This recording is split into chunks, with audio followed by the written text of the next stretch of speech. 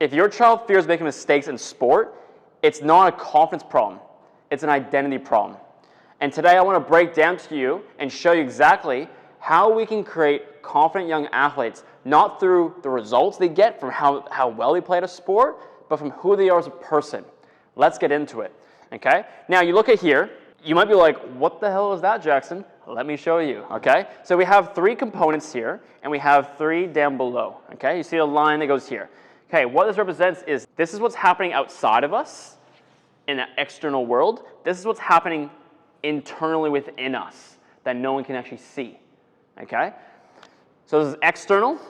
This is outside of us, external. All right, that's external of us. Results, skill set, behavior. Okay. Here's what people see. People see the results you get. They might see you make a mistake. They might see you do really well at something, sport, life, school, whatever. Results. They see that. They see the skill you have. They see how good you are at something, right? And that skill set helps you get the results. Correct? But we also have behavior. Behavior is how we act, our decisions, our words, what we do in the outside, right? And that behavior dictates how well we get at a skill. And that skill gives us results. Also, results help improve more skill, and your skill set will also influence your behavior as well. Because if I'm really getting results, if I'm really good at something, I'll act differently. I'll hold myself a different way, right? So they all influence each other. But here's the thing. I like to start below, okay? These things are great, but here's the problem. Parents keep praising these things, these external things, not even focus on what's happening down here. Because here's what's happening. If I praise a kid on the results, great. If I praise them on skill set, behavior, here's what's happening. I'm praising them based on what's happening on the outside, externally. So if I praise them on results, I'm like, hey, you're amazing at this. You did so fantastic at your sports or whatever, and they make one mistake, well, where does the confidence go? Right? Because if my confidence depends on results, if I make one mistake, I'll feel less confident. But if I do really well, my confidence rises. So it's like a roller coaster ride that never stops, right? You never have stable confidence. You have fragile confidence that depends on what happens in your sport. Then you have skill set, right? If I say like, oh, you're so talented. Oh, you're amazing. You're an all-star. It's so naturally gifted. You're such a naturally gifted athlete, right? If I comment on that, praise on that, same thing. Here's what's going to happen. They're going to think, oh, I'm validated based on how good I am at something naturally or how good I am at this thing, right? And when they feel like, oh, I have to be naturally gifted to have praise, approval, acceptance, what's going to happen is now they're not going to work as hard. They're not going to work as hard, right? Because they think it has come easy to me, and that's what success looks like. That's called a fixed mindset as well, which I won't get into today, okay? But then if you praise on behavior, you might think it's a good thing. Like, what if I praise on, wow, they're acting like a good boy, good girl, they're sitting down, being quiet, being respectful, right? I get that, right? We want those type of athletes, but we don't want to come from a place of like people pleasing, right? Do we want people pleasers in this world? Do you think people pleasers and leadership go together? No. People pleasers are the type of people who go, was that okay? Did I do well? Give me approval, right? Or if you have an athlete who's a leader, he goes, we're going to do this, this, and this.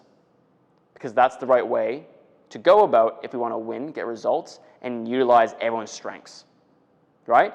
Who do you think is going to win, the leader or the people pleaser, right? So if I'm praising on someone's behavior, oh, you're being so quiet and you're being really polite, sitting there still, amazing. That's what school does. They treat kids like you got to sit there, be quiet, and so now like the kids are going up to the teacher like, did I do well? People please me, people please. But most kids don't do that. They like rather fool around and be a class clown, right?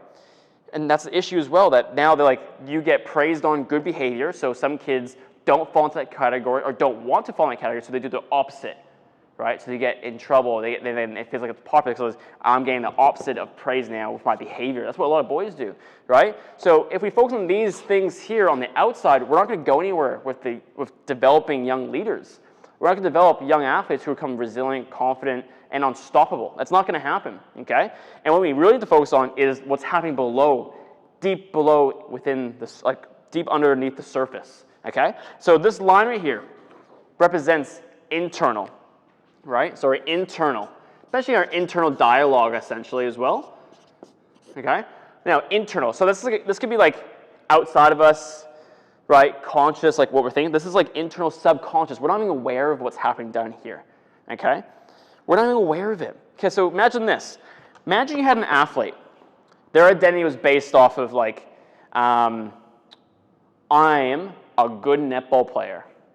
That's their identity. It might sound okay, but here's what's going to happen. If my identity is solid around I'm a good netball player, that's where my worth and value is coming from. Well, I'm going to have a certain ego, like I'm so good. I'm going to try to look like I have a lot of skill. I'm going to try to like put on a performance and show off. And then also like then I was like, I have to get good results. I have to be the best. I have to be the best in court. And when they're not the best, confidence crumbles. When they make a mistake, confidence crumbles. When their ego bites them in the ass and a coach says, humble yourself, boom, confidence drop, right? Now, identity, we got to figure out what our athletes going to wrap their identity around. And here's what I love athletes wrapping their identity around is their ability to be a leader. So lead by example, do the right thing, be a good human being, be hardworking, right? Imagine you had an athlete who's like, I'm a hard worker. And never said, I'm a good netball athlete. They said, I'm a hard worker. I'm a leader. Cool. So how's a leader and a hard worker going to perform? Well, they're probably going to be hard working. They're going to do things that are hard. They're going to push themselves, struggle, challenge themselves. They're going to try to lead by example, be respectful, be accountable, and have good morals, right? And then you see a skill set of them like working harder to develop the skills. You'll see them setting example for what work ethic looks like for other people. And then you'll see the results in the end. They'll get more and more results because they're working harder, because their identity is built around I'm a hard worker and I'm a leader. Instead of I'm a good netball athlete, or I'm a good basketball player, I'm a good cricket player, right? But how do we create this type of identity? How do we create it? It's through our values and our beliefs. What do we value? What do we believe? Now, both of these are not just, you just can't create them by yourselves. They're influenced by the environment you're also in. Heavily influenced in the environment you're in. Let me give you an example. What was the example? Yeah, there's a study. There was a study done. I don't remember when it was done, and I don't know who did it. You can look it up yourself. But there's a study where they had option A, B, and C. Now they had 3 lines drawn on a board like this. And they had the whole entire group of people. Now in this study showed the influence of environment and how it impacts people. Now they had a study where they had 10 people, and 9 of them were paid actors. 1 of them was the actual participant. Now they had everyone in the room and said, which one is the longest line? Option A, B, or C? And what do you think the paid actors said? They're like, option B, that's the longest line. Even though clearly, logically, it's option C, right? That's the logical answer. And the participants go, yeah, it's option C. But as the participant of the study started seeing everyone was voting for B, that person goes, yeah, it's B. Why? Why did that person go against the logical response and pick B? Humans rather be safe than right. They'd rather be safe.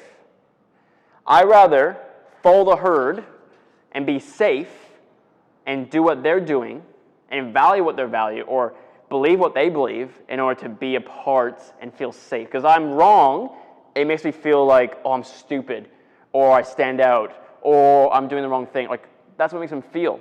So athletes, young athletes, today, if they're surrounded by people who have same values and same beliefs, a value of like, I believe in hard work, I believe in integrity, I believe in determination, purpose, all those type of things, what do you think that one athlete's going to become? They'll become all those other things, right? If you surround yourself with 10 people who are hardworking, disciplined, passionate, integrity, all the type of stuff, you're more likely to become that. As well as beliefs. If you have athletes go, I believe in hard work, and you have 10 people around you that says, I believe in hard work, you'd be like, I also believe in hard work, because they want to feel accepted to that community and not be wrong. They want to stand out. They want to be a part of it, right? And that creates your identity, environment. Now take it back to here. So if we want to influence identity very, very quickly, we put them in the right environment because it changes their values and changes who you surround yourself with.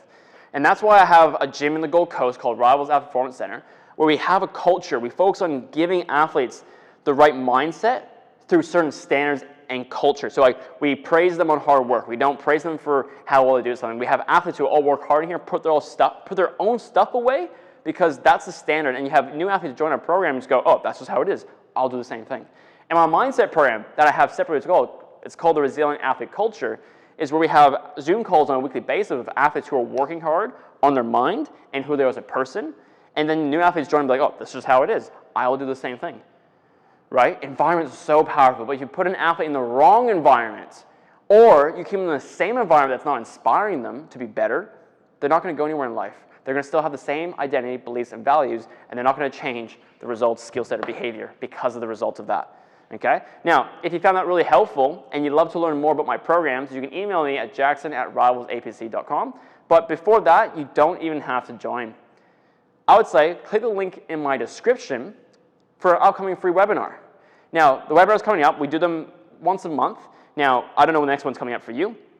Click the link below so you can join the upcoming free webinar. That way, we can show you the framework and show you exactly how to help young athletes become more confident than where they are now. Because most athletes come to me, fear, failure, self-doubt, negative self-talk, and they want to feel confident and happy in their life so they can succeed and absolutely conquer their goals.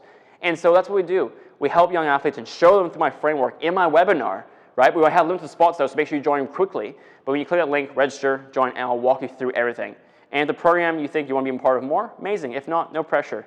But if you enjoyed today's video, subscribe, like, comment. It goes a long way in helping me build this YouTube channel up so we can help more young athletes and more parents like yourself become the best version of yourself, learn more about your mind, become more confident and happier in your guys' life. Awesome. Catch you guys there.